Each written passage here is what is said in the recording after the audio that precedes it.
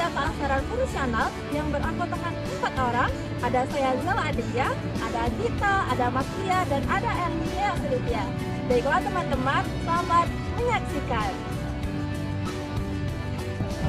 Materi ini akan membahas tentang konsep keaksaraan dari pembelajaran orang dewasa, strategi pembelajaran, hingga pemberdayaan masyarakat melalui program keaksaraan. Jadi, keaksaraan itu sangat penting teman-teman, karena tidak hanya membantu masyarakat untuk membaca dan menulis, akan tetapi dapat membantu meningkatkan kualitas hidup dan kesejahteraan masyarakat. Melalui program keaksaraan, masyarakat diharapkan mampu belajar secara mandiri dan juga mampu mempraktikkan keterampilan literasi dalam kehidupan sehari-hari. Keaksaraan adalah kemampuan seseorang dalam membaca, berhitung, dan menulis, serta memahami informasi dalam kehidupan sehari-hari.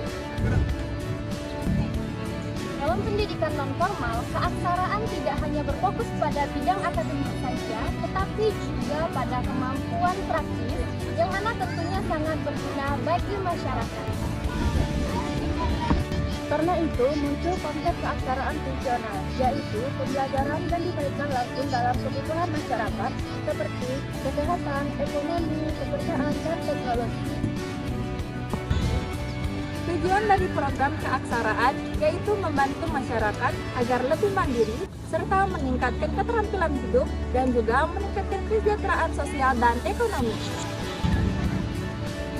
3. Materi pertama, filosofi pendidikan keaksaraan. Pendidikan keaksaraan merupakan hak dasar setiap manusia. Nah, setiap manusia atau setiap orang memiliki atau memperoleh hak untuk mengenyam dan juga bersekolah tanpa membedakan latar belakang, pekerjaan, usia maupun sosialnya. Dan keaksaraan juga menjadi bagian penting dalam pembangunan masyarakat, karena melalui literasi, masyarakat dapat memperoleh informasi dan meningkatkan kualitas hidup. Komitmen dunia dalam pendidikan keaksaraan didukung oleh UNESCO melalui pendidikan sepanjang hidup. Artinya, proses belajar tidak hanya dilakukan di sekolah, tetapi juga berlangsung sepanjang kehidupan manusia. Materi kedua membahas tentang sejarah buta aksara di Indonesia. Nah, di Indonesia sendiri, buta aksara atau masalah buta aksara itu sudah ada sejak masa penjajahan, di mana pada masa tersebut pendidikan itu hanya dapat diakses oleh orang-orang tertentu saja. Setelah Indonesia merdeka, pemerintah mulai melakukan berbagai upaya pemberantasan buta aksara melalui pendidikan formal maupun non-formal. Namun seiring perkembangan zaman, paradigma keaksaraan mengalami perubahan. Jika dahulu hanya fokus pada kemampuan baca tulis, sekarang lebih menekankan pada keterampilan hidup dan juga pemberdayaan masyarakat.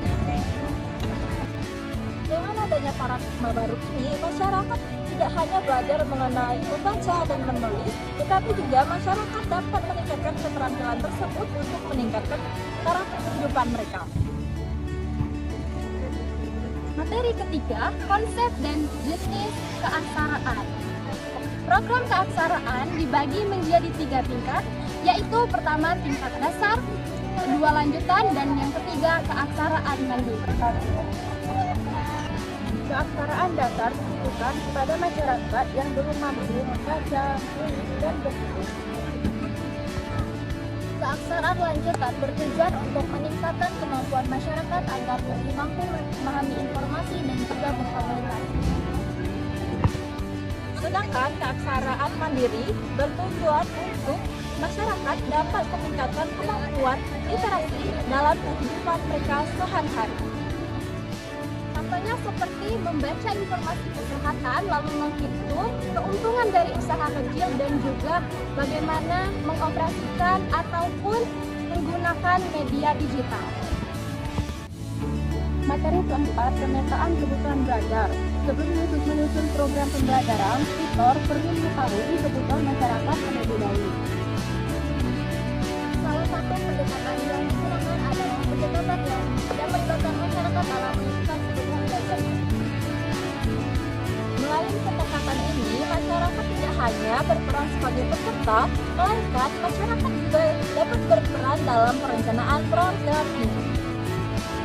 Dengan begitu, program pembelajaran menjadi lebih sesuai dengan kondisi lingkungan masyarakat. Yang kelima, pembelajaran era dewasa. Pembelajaran era dewasa atau disebut dengan andragogi. Dalam konteks ini, peserta didik telah dianggap memiliki pengalaman hidup. Karena itu, proses pembelajaran harus menghargai pengalaman peserta dan juga melibatkan mereka secara aktif.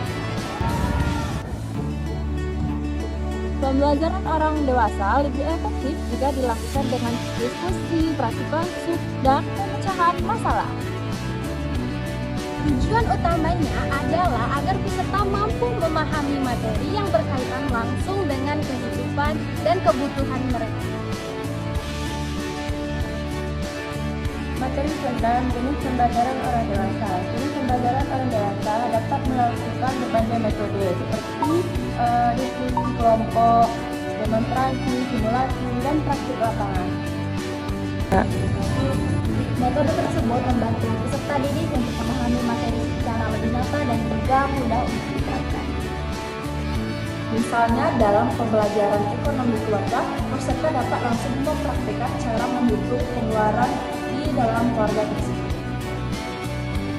Dengan pembelajaran yang aktif, peserta menjadi lebih mengerti dan juga menjadi lebih percaya diri. Materi khusus, strategi, dan metode pembelajaran keaksaraan. Strategi dan metode pembelajaran keaksaraan harus menarik, mudah dipahami, dan sesuai dengan kebutuhan masyarakat. Metode yang dapat digunakan antara lain bermain peran, simulasi, diskusi, demonstrasi, dan pembelajaran berbasis program. Contohnya, simulasi jual beli digunakan untuk melatih kemampuan membaca, menulis, dan berhitung.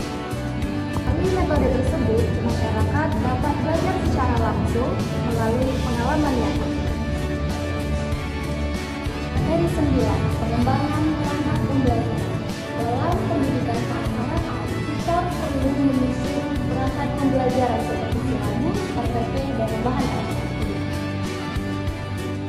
Perangkat pembelajaran harus disesuaikan dengan kebutuhan masyarakat dan berbasis andragogi. Selain itu, materi pembelajaran juga harus mengandung unsur keterampilan hidup. Contohnya, materi tentang pengelolaan usaha kecil, kesehatan keluarga, dan penggunaan teknologi sederhana. Materi 10. Sistem penilaian program keaksaraan. Untuk sistem penilaian dari program keaksaraan itu sendiri, tidak hanya kita mengukur dari hasil tes kajian, tetapi juga dalam kemampuan masyarakat itu sendiri. Penilaian dilakukan secara menyeluruh dengan memperhatikan aspek nilai, pengetahuan, dan sifat. Contohnya, kemampuan membaca informasi, menulis sederhana, dan juga kemampuan memecahkan masalah sehari-hari. Dengan penilaian yang menyeluruh, kita dapat mengetahui hasil secara lebih lengkap. Materi 11. Indikator keberhasilan program. Keberhasilan program keaksaraan dapat dilihat dari meningkatnya literasi dan kemampuan dalam membaca dan menulis di lingkungan masyarakat.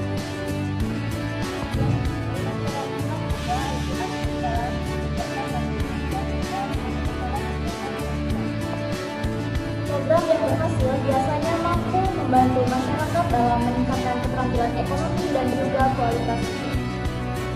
Keberhasilan tidak hanya diukur melalui dari nilai saja, tetapi juga dalam perubahan nyata dalam kehidupan masyarakat. Materi 12. Pembelajaran tematik keaksaraan.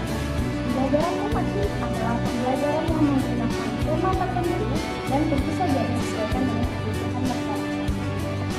Tema yang digunakan biasanya dekat dengan kehidupan sehari-hari seperti kesehatan, ekonomi keluarga, dan teknologi digital. Dengan pembelajaran tematik, masyarakat lebih mudah memahami materi karena berkaitan langsung dengan pengalaman mereka. Pembelajaran menjadi lebih menarik dan mudah diterapkan dalam kehidupan sehari-hari. Materi 13. Keaksaraan sebagai sarana pemberdayaan. Nah, keaksaraan menjadi sarana pemberdayaan masyarakat untuk membantu meningkatkan keterampilan dalam ekonomi dan juga sosial. Melalui literasi, masyarakat dapat memperoleh informasi, membuka peluang usaha, dan meningkatkan kualitas hidup. Keaksaraan juga membantu masyarakat lebih percaya diri dalam mengambil keputusan dan berpartisipasi dalam lingkungan sosial. Dengan demikian, keaksaraan berperan penting untuk meningkatkan kesejahteraan masyarakat. Materi 14. Gerakan Nasional Bebas Buta Aksara. Nah, untuk mewujudkan Gerakan Nasional Bebas Buta Aksara memerlukan kerjasama dari pemerintah, lembaga pendidikan, dan tentu saja masyarakat itu sendiri. Program keaksaraan harus dilakukan secara berkelanjutan agar masyarakat tidak kembali mengalami buta aksara. Selain itu, diperlukan dukungan fasilitas belajar, tutor, dan juga partisipasi masyarakat. Dengan kerjasama yang baik, tujuan Indonesia bebas buta aksara dapat tercapai. Materi 15. Perencanaan program dan pembinaan. Perencanaan program keaksaraan haruslah dirancang secara komprehensif agar tujuan pembelajarannya bisa terlaksana dengan baik. Perencanaan program meliputi tujuan pembelajaran, materi, metode, evaluasi, dan tindak lanjut program. Kerjasama dengan program, komunitas desa, organisasi masyarakat, dan dunia usaha sangat penting untuk diberlakukan dalam sebuah program. Melalui strategi pemeliharaan yang baik, program keaksaraan dapat berkembang dan bermanfaat jangka panjang bagi masyarakat. Keaksaraan bukan hanya kemampuan membaca dan juga menulis, Tetapi juga kemampuan untuk berkembang dan belajar sepanjang hayat. karena pendidikan dapat membantu masyarakat menjadi lebih mandiri. Karena itu, pendidikan keaksaraan perlu terus dikembangkan agar mampu menciptakan masyarakat yang lebih maju, berdaya, dan juga sejahtera. Sekian pembahasan dari kami. Mohon maaf apabila ada kesalahan dalam pembuatan video ataupun penyampaian video. Terima kasih kami ucapkan. Wassalamualaikum warahmatullahi wabarakatuh.